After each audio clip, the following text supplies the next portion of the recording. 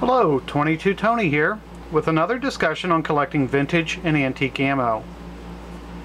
Today I'm going to change things up a little bit. I'm not going to talk about rimfire.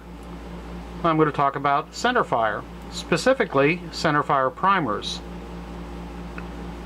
Now, I've mentioned in several of my videos, probably all of my videos, that there are many ways of collecting vintage and antique ammo. And it's up to each one of us to decide what's the best way for me. Well, one of the things that you may not have thought about is collecting vintage and antique primer boxes. Primers have been around as long as centerfire ammo has, and it's been available to the public almost as long. Those of you that do your own reloading are very familiar with the primers, but some of us may have never actually seen the primers outside of the loaded cartridge. Well, this older Federal box here happened to be, the seal was broken on it when I received it, so it works for our benefit. We can actually open it up and take a look. You can see that the primers come in a wood divided box, and each primer is individually lined up. There's 100 primers in this box, and that's the way that a reloader would find them. Now, this particular box is Federal primers. It's not particularly attractive, just a very simple box with red print. It does have what appears to me to be a date code.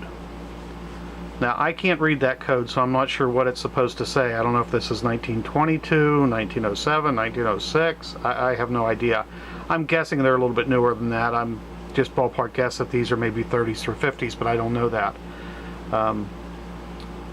The fact that they have a warning label on there might be a little bit of an indication, but if you do know how to read this date code, please leave comments so that the rest of us can get a little bit more information. And as you know, that's what my videos are all about, is educating ourselves.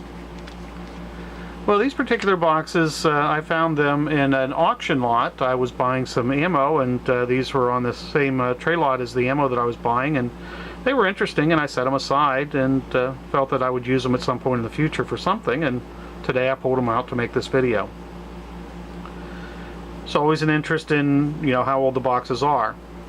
Well, based on what I know about 22 boxes, I'm guessing this particular box is probably early 1960s. These two Remington clean bore primers are probably mid to late 1960s.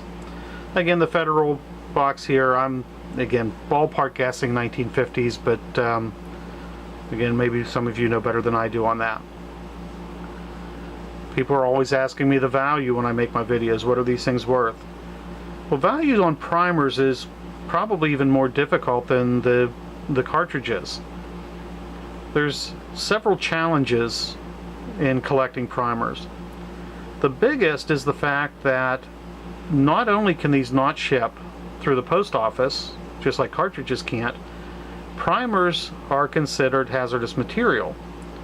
So you have to pay an extra hazmat fee. You can check out the UPS website, it'll give you the details on that.